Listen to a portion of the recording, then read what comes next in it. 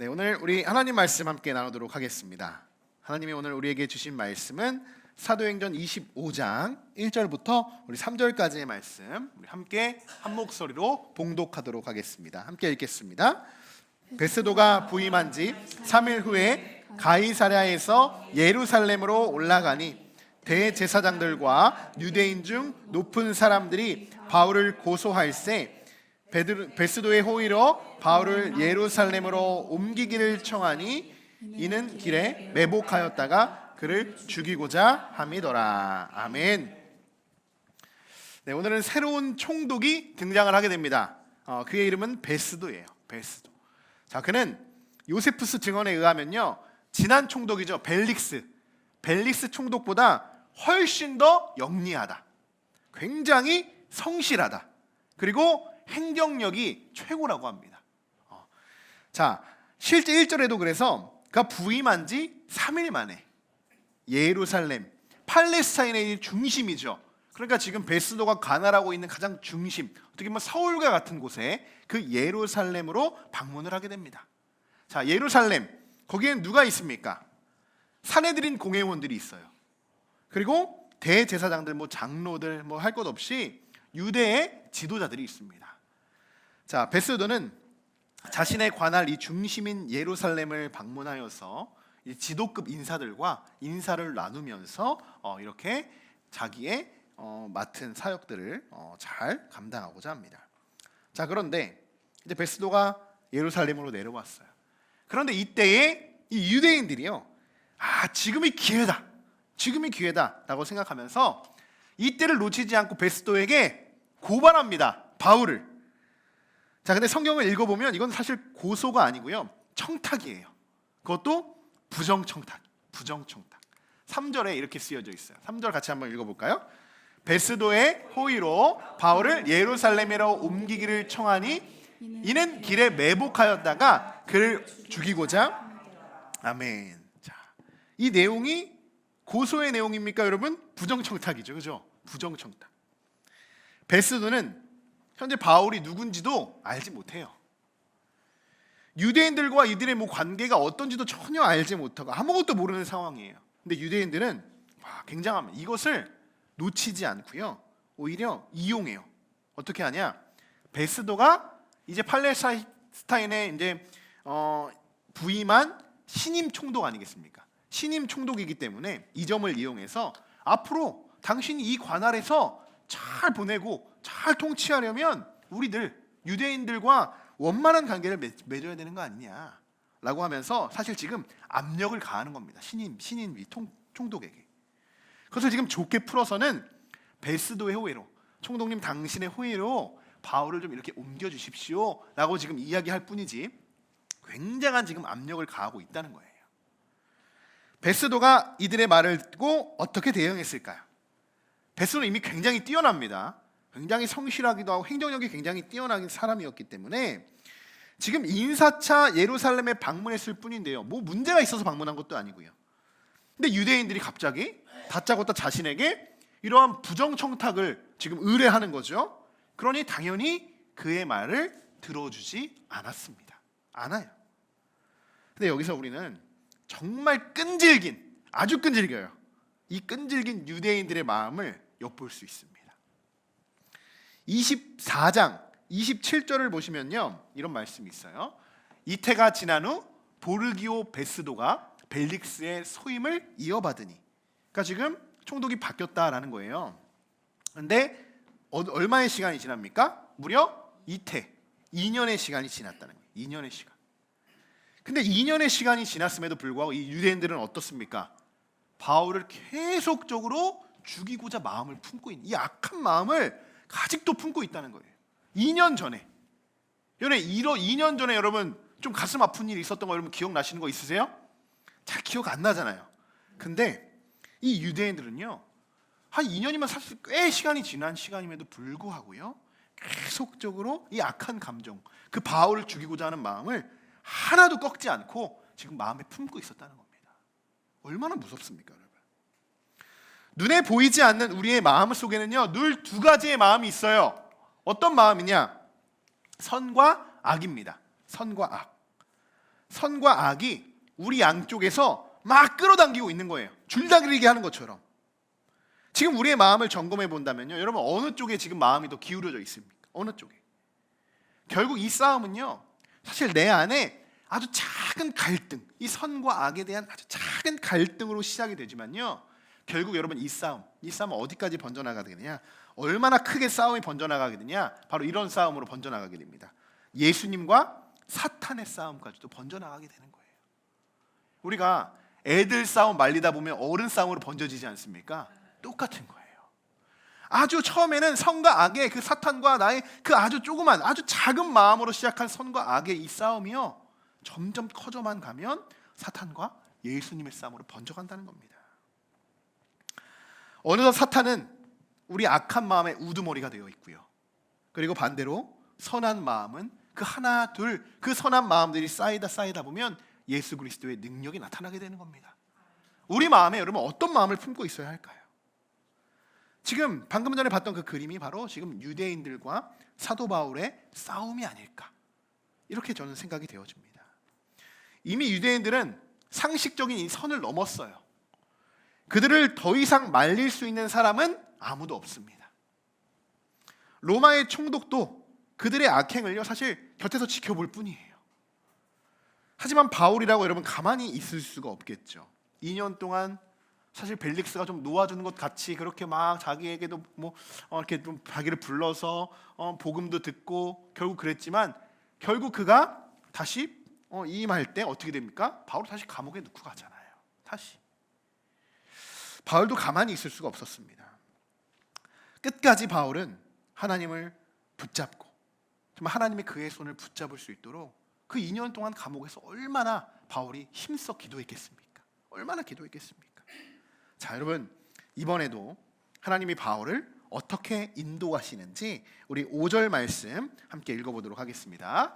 또 이르되 너희 중 유력한 자들은 나와 함께 내려가서 그 사람에게 만일 옳지 아니한 일이 있거든 고발하라 하니라. 아멘. 자, 지금 이 베스도가 유대인들의 그런 부정 청탁을 듣고요, 쉽게 말하면 이거예요. 그들의 말을 단호하게 지금 거절한 겁니다. 거절한 거예요. 그리고 말하죠. 바울이 정말 잘못된 일이 있다면, 정말 잘못을 했다면 당신들이 가이사랴로 와라. 그래서 정식적으로 고발해라. 이렇게 지금 이야기하고 있어요. 사실 이 총독이 지금 뭔가 행정적으로 뭔가 성실하거나 이렇게 정직한 총독이 아니었다면요, 내가 이제 막 이곳에 와서 이곳을 지금 내가 잘 다스려야 되잖아요, 이 팔레스타인. 그러면 이 유대인들, 바울이 뭐라고요, 그죠? 그냥 한 사람이 뭐라고, 오히려 그들의 말을 쉽게 들어줄 수도 있었을지도 모릅니다. 그런데 단호하게 그들의 말을 거절하고 그 청탁을 거절하고요, 정말 그가 잘못했다면 너희들이 와서 정식으로 고소하라라고 이야기합니다. 여러분, 악은요 선을 절대로 이길 수 없습니다. 하나님은 이번에도 베스도를 통하여서 그들의 악행을요 가로막으십니다. 사실 이 유대인들의 이 매복 암살 작전은요 2년 전에 있었죠. 이번에도 마찬가지로 또 실패로 돌아가는 거예요. 또. 하지만 유대인들이 정말 끈질깁니다. 2년 동안 그렇게 바울을 죽이고자 그 마음을 꺾지도 않았을 뿐더러 이번에 베스도가 이렇게 이야기했으면 안 되겠다라고 생각하고 그냥 넘어가야 될 텐데요, 이들이요 가이사랴로 진짜 찾아옵니다. 끈질기죠. 6절 하반절부터 7절 말씀까지 한번 읽어보겠습니다.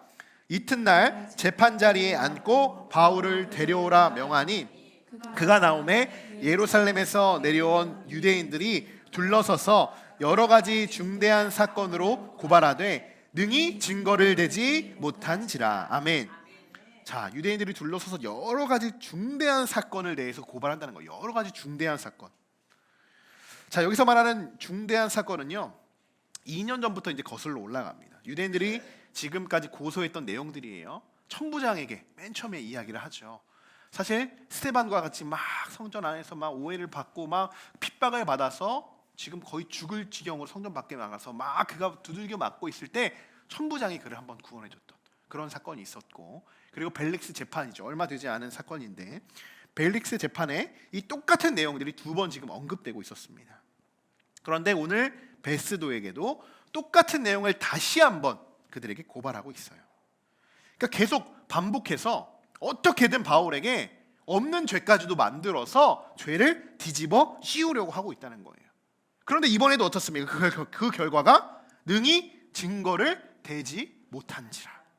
능히 되지 못해요.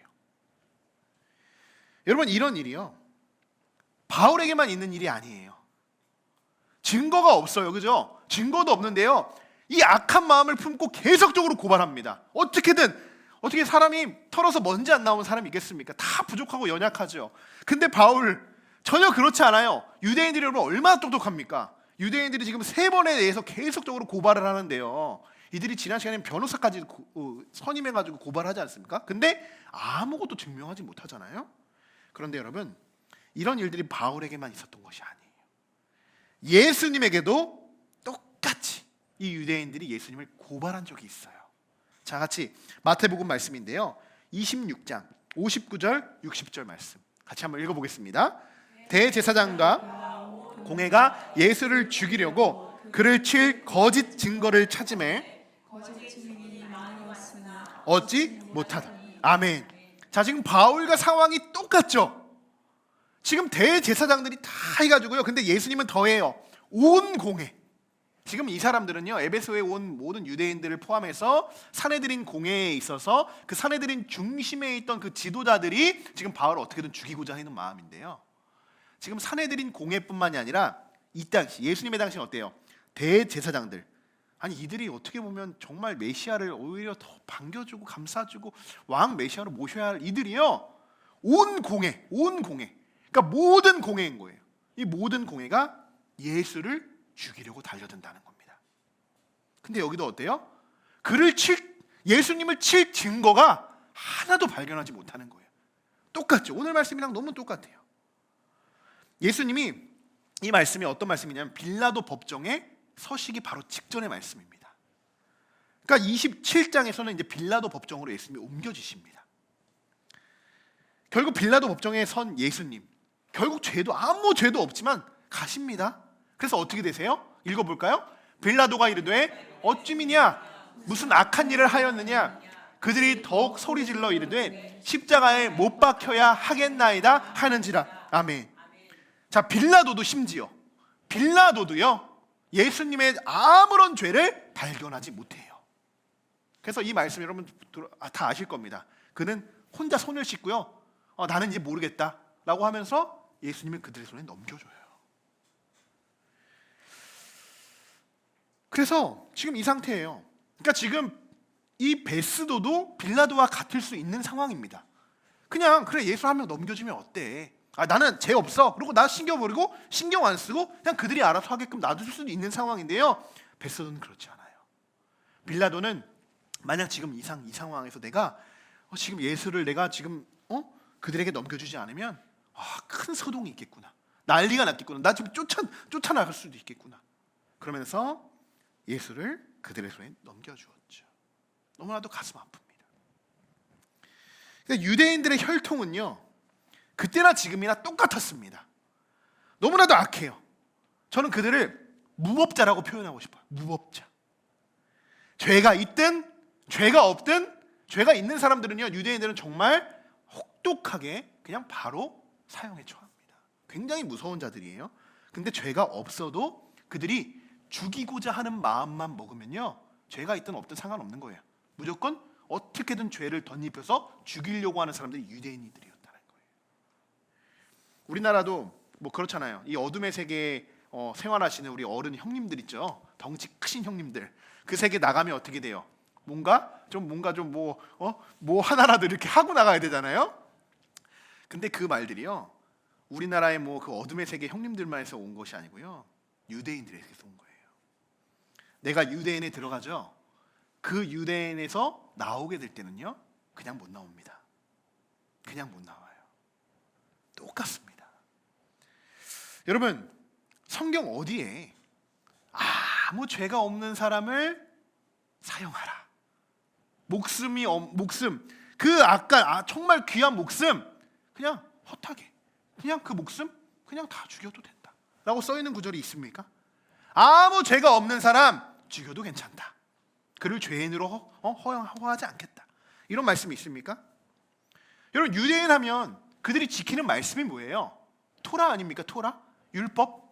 창출 레민신에 압축해서 그들이 늘 마음에 새기고 뭐 문설주에도 바르고 뭐 표에 뭐 다 하고 뭐 마음에 새기고 뭐 해가지고 다 그들이 어떻게든 지키는 것들, 그게 토라예요. 율법. 근데 그 토라 중심에 여러분 뭐가 있습니까? 십계명이 있죠. 십계명. 십계명 제 6계명 한번 읽어볼까요? 6계명이 뭐죠? 살인하지 말라. 그리고 9계명 뭡니까?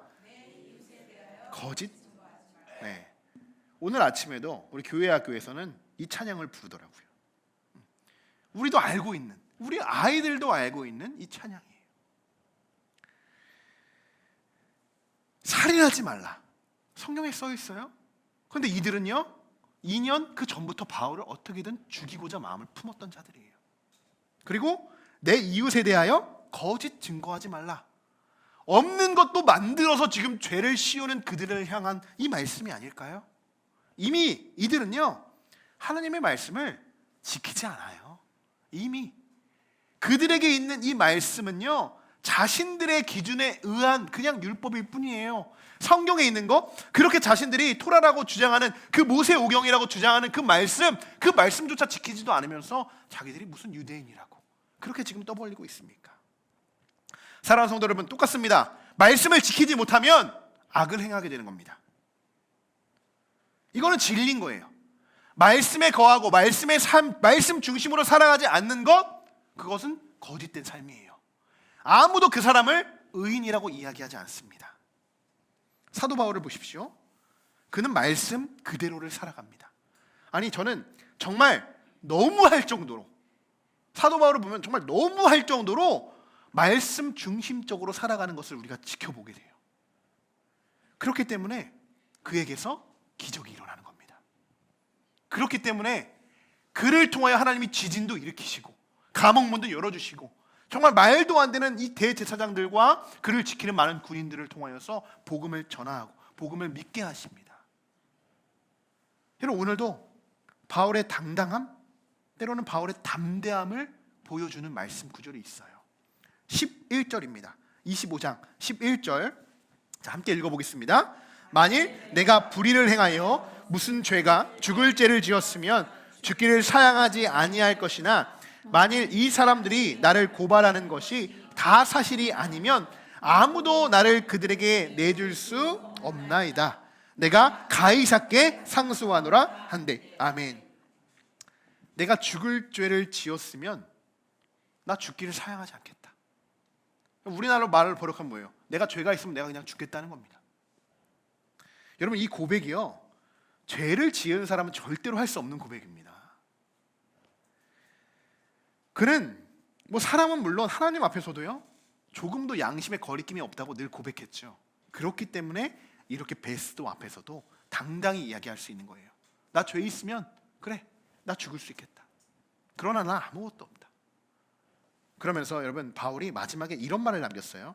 만일 지금 이 사람들이 나를 고발하는 것이 다 사실이 아니면 아무도 나를 그들에게 내어줄 수 없다. 지금 이거 베스도에게 하는 말입니다. 그러니까 바울은 한편으로는 좀 걱정이 됐던 것 같아요. 베스도가 혹여나 그들의 말을 듣고 나를 좀 넘겨주면 어떻게 하나 라는 그런 뭔가 좀 불안함도 없지 않아 있었던 것 같습니다. 자, 그런데 바울이 그러면서 마지막에 이런 말을 남겨요. 아무도 나를 그들에게 내어줄 수 없어 라고 이야기하면서 내가 가이사께 상소하겠다. 가이사께. 이게 굉장히 중요한 말이에요. 가이사께 상소한다는 말이 뭐냐면요, 이때는요 로마에도 하급 재판이 있고요, 상급 재판이 있어요. 하급 재판은 뭐냐? 지금처럼 지금 관리하는, 지금 지역으로 관리하는 이것이죠. 그러니까 로마를 제외하고 이 로마법 안에서 다 관리하는 이 관할에서 지금 펼쳐지는 총독 아래에서 진행되는 재판이 하급 재판입니다. 근데 여기서 로마 시민권자들의 특권이 있어요. 이 하급 재판을 받으면서 그 총독에게 받겠죠. 받으면서 뭔가 좀 불이한 일이 있거나 좀 뭔가 좀 거림직한 일이 있으면요, 내가 로마 총독에게 항소할 수 있는 항소권이 있다는 겁니다. 이것이 특권이었어요. 그러니까 바울도 그것을 너무 잘 알고 있었어요. 그러니까 혹여나 이 재판이 여기서 끝나고 유대인들 편을 손을 들어줄 수 있으니 바울이 지혜를 쓴 거예요. 나도 가만히 있을 수 없겠어. 나도 상소하겠다. 나 아무런 죄도 없는데 그들이 왜 이렇게 나를 괴롭게 괴롭히는지 모르겠다. 나도 이제 가만히 안 있을 거야. 내가 로마 시민으로서 나도 상소할 거야. 나도 할 수 있어. 이렇게 이야기하죠. 자, 여러분, 난감에 처한 한 사람이 있을 거예요. 누굴까요? 베스도. 이제 부임한 지 10일도 안 됐습니다. 한 번도 재판을 아직 하지도 못했는데요. 이번이 첫 재판인데 내가 처리하지 못한 이 재판이요, 지금 로마 황제까지 올라가게 된 거예요. 베스도가 어떻게 될지 아직 모르겠어요. 당시 로마 황제가 누구냐면요, 네로 황제. 들어보셨죠? 네로 황제를 모르는 사람은 없을 거예요. 네로 황제예요. 예수 그리스도를 십자가에 못 박게 했던 증손자입니다. 네로 황제. 12절, 이제 베스도가 배심원들과 상의를 하고 어떻게 해야 되죠? 어떻게 하자고 결론을 내린 결론의 말씀이에요. 같이 읽어보겠습니다. 베스도가 배석자들과 상의하고 이르되 내가 가이사에게 상소하였으니 아멘. 아멘. 여러분, 정말 오늘 중요한 말씀입니다. 정말 중요한 말씀. 사도행전 1장 8절에서 땅끝까지 이르러 내 증인이 되라고 말씀하셨죠. 그 말씀이 실현되는 말씀이에요. 이 말씀이. 이게 무슨 말씀인데 이렇지? 라고 생각하실 수 있어요. 그 이유는 뭐냐? 베스도의 이 한마디로 인해서요, 어떻게 되냐? 그동안 늘 바울이 마음속에 품고 있었던 도시가 있었어요. 그곳이 어디입니까? 로마로 갈 수 있게 된 겁니다. 로마로. 하나님은 여러분 이렇게 일하시는 거예요. 바울이 에베소에서 예루살렘으로 넘어올 때만 해도요, 바울은 로마에게 꿈과 같은 도시였어요. 그래서 어떻게 이야기했냐? 사도행전 19장 21절에 예루살렘으로 가기로 작정하고 내가 거기 갔다가 후에 로마도 보고 싶다. 로마도 보아야 한다라고 바램입니다. 이건 바울의 바램이에요. 바램. 그러니까 예루살렘에 가는 건 내가 지금 확실하지만 그 후에 나 로마에도 가고 싶다. 로마에 가서도 말씀을 전하고 싶다라고 이야기해요. 그러니까 꿈과 같은 도시예요. 그런 하나님이 지금 예루살렘에 도착하자마자 한 번도 제대로 복음을 전하지 못하고 2년 동안 지금 지하 감옥에 갇혀 있다는 거예요. 근데 하나님이 23장 11절에서 산헤드린 공회가 마쳐진 날이 있어요. 처음에. 그날 밤 바울에게 찾아오셔서 바울이 이 산헤드린 공회에서 찢길 뻔했습니다. 부활 사건 한번 이야기했다가 사두기파 사람들과 유대인들과의 분쟁이 일어나가지고 바울이 그 가운데서 찢길 뻔한데 그 천부장이 건져오죠. 그래서 두려움에 떨고 있는 이 바울에게 하나님이 찾아오셔서 이렇게 이야기하십니다. 읽어보겠습니다. 담대하라. 내가 예루살렘에서 나의 일을 증언한 것 같이 로마에서도 증언하여라 하리라. 아멘. 이 말씀은 사도행전 1장 8절과 똑같은 말씀이에요. 네가 온 예루살렘과 땅끝과 유대야 사마리아 땅끝까지 내 증인이 되리라 하신 말처럼 예루살렘 왔죠. 땅끝까지. 바울에게 지금 땅끝까지는 로마예요. 로마. 그가 로마에서 생을 마치게 되니까요. 하나님은 그 모든 것을 알고 계신 거예요. 그러니까 땅끝까지 로마로 갈 것이다. 내가 너를 보낼 것이다. 하나님 말씀하신다는 겁니다. 하나님이 약속하시는 거예요. 바울, 너를 내가 로마로 보낼 것이다.